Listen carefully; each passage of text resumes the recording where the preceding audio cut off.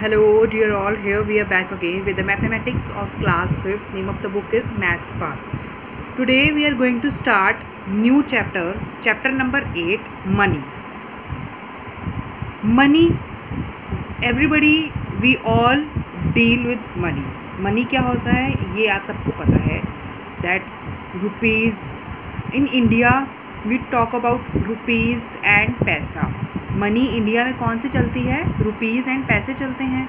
बाकी कंट्रीज़ में जो है वो अलग अलग कंट्रीज़ में अलग अलग करेंसी चलती है. इंडिया की करेंसी क्या है? रुपीज़. और इंडिया की करेंसी रुपीज़ का सिंबल क्या है? ये this is the symbol of Indian currency. और हम इसको अगर सिंबल नहीं भी हमें लिखना आ रहा है तो हम क्या लिखेंगे? RS. हम पूरा रुपये नहीं लिखेंगे, हम क्या लिखेंगे? RS.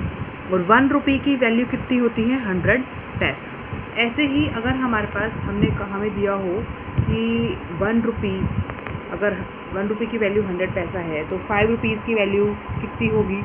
इस टाइप के क्वेश्चन हमें इस चैप्टर में पढ़ने हैं. आपको एक बार आइडिया दे देती हूँ कि हमें क्या करना है.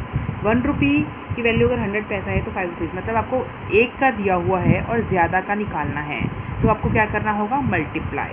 ठीक है, मल्टीप्लाई किसको? 5 को 100 से. 5 मल्टीप्लाई बाय 100 पैसा. तो पैसा को हमने 3 लिख दिया तो 5 × 100 इज़ 500 पैसा.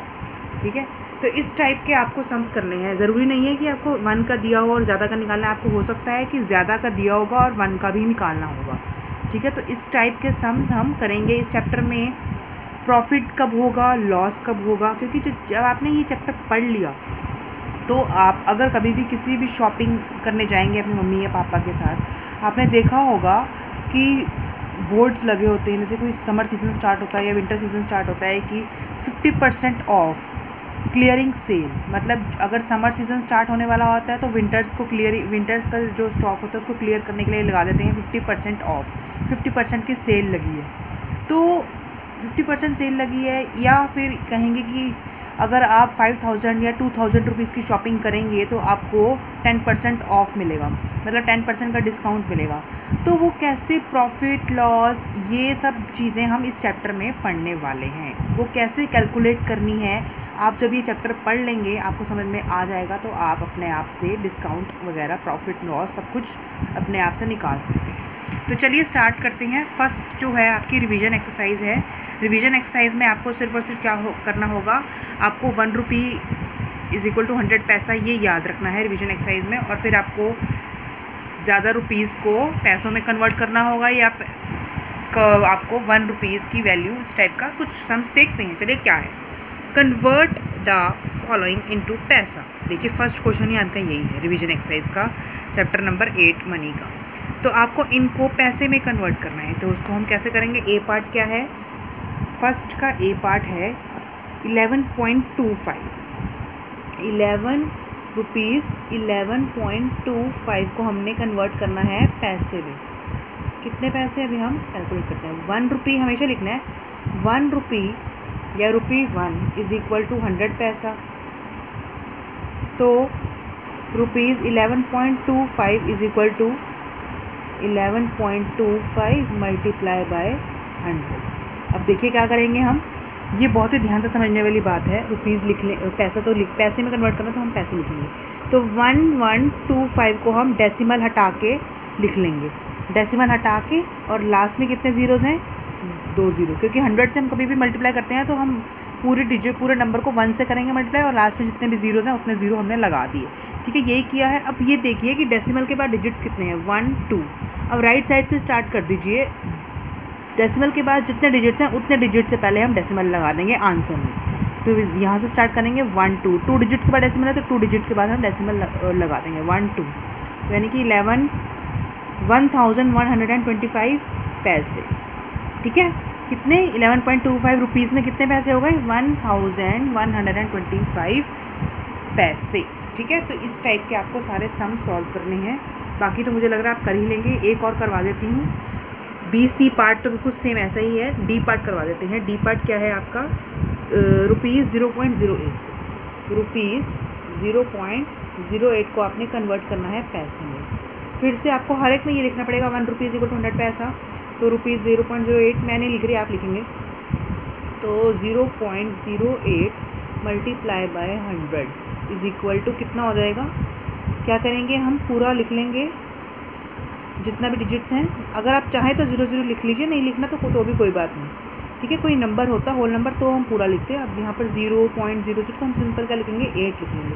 चाहते हैं हम लिख लीजिए डेसिमल हटा के, और जितने ज़ीरोज़ हैं उतने ज़ीरो भी लगा दीजिए। अब देखिए डेसिमल के बाद कितने डिजिट्स हैं, 1 2, तो राइट साइड से स्टार्ट हो जाइए 1 2, तो यानी कि क्या हो जाएगा 8 पैसे ओनली, यहाँ पर डेसिमल है, ठीक है।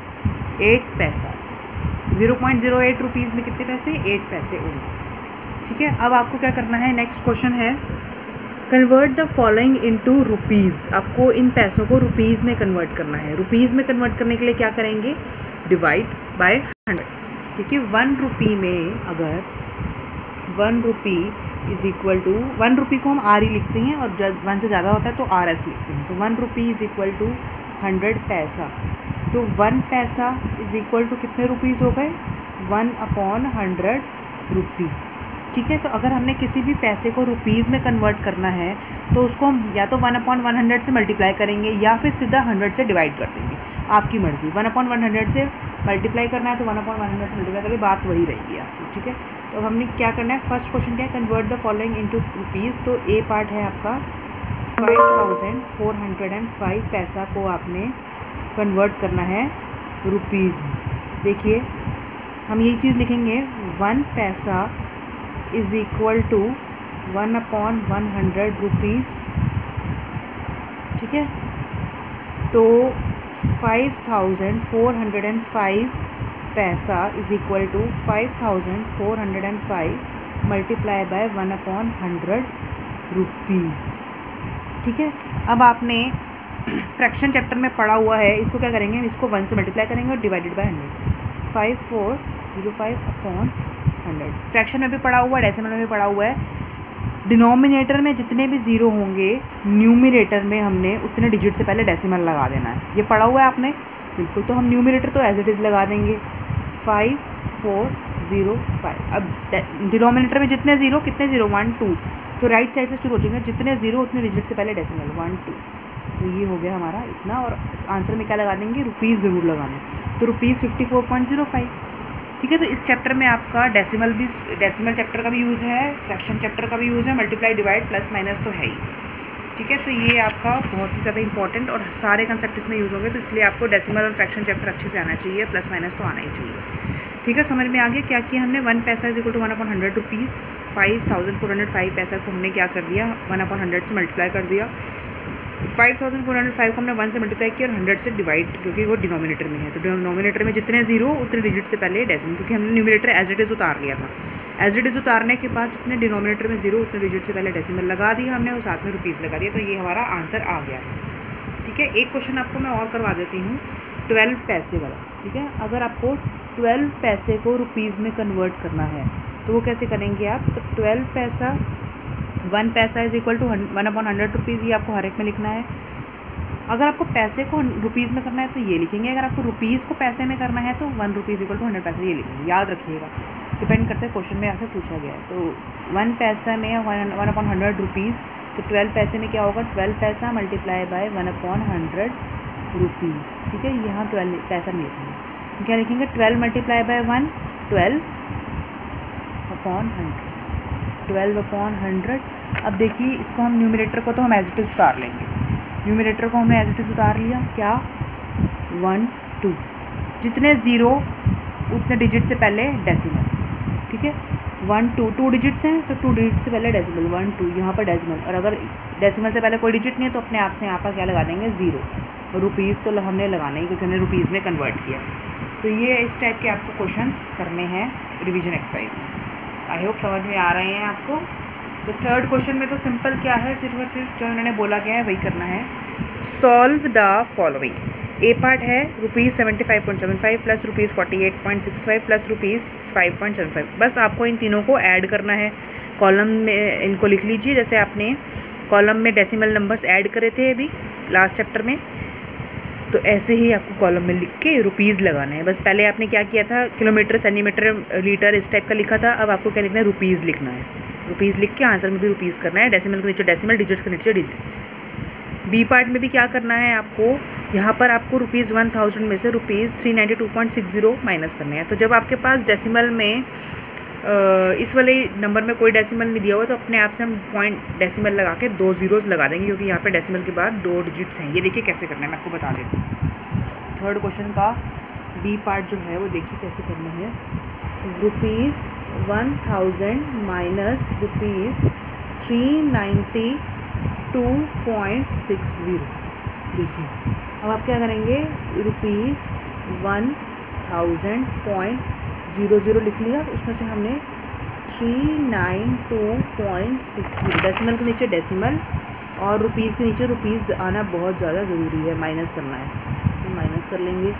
0 में से 0 गए 0, 0 में से 6 तो जाएंगे नहीं, तो 10 में से 6 जाएंगे, 10 में से 6 गए 4 और यहाँ पर क्या हो जाएगा 9, 9 में से 2 गए, 9 में से 2 गए 7, डेसिमल के नीचे डेसिमल, फिर से 9 में से 2 गए, और सॉरी 9 में से 9 गए 0, फिर से 9 में से 3 गए 6 और यहाँ पर क्या आ जाएगा 0।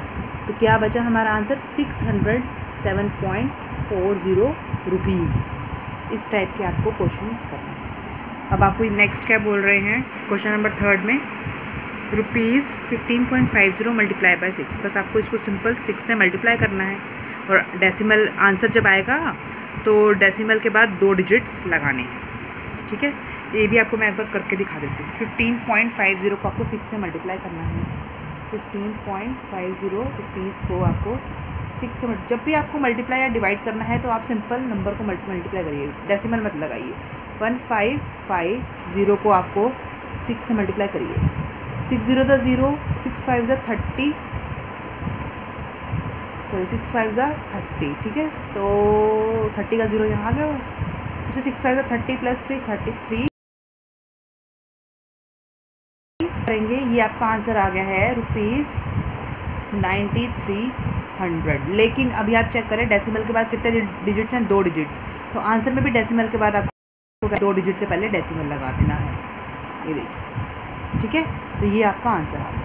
आपको मल्टीप्लाई नॉर्मल कर लेना है डेसिमल के बिना, लेकिन जब आप आंसर लिखेंगे तो आंसर के बाद आपने चेक करना है क्वेश्चन में कितने डिजिट्स के बाद डेसिमल के बाद कितने डिजिट्स थे, 2 डिजिट्स थे, तो आंसर में भी आपने डेसिमल के बाद 2 डिजिट से पहले डेसिमल लगा देना है, सिंपल।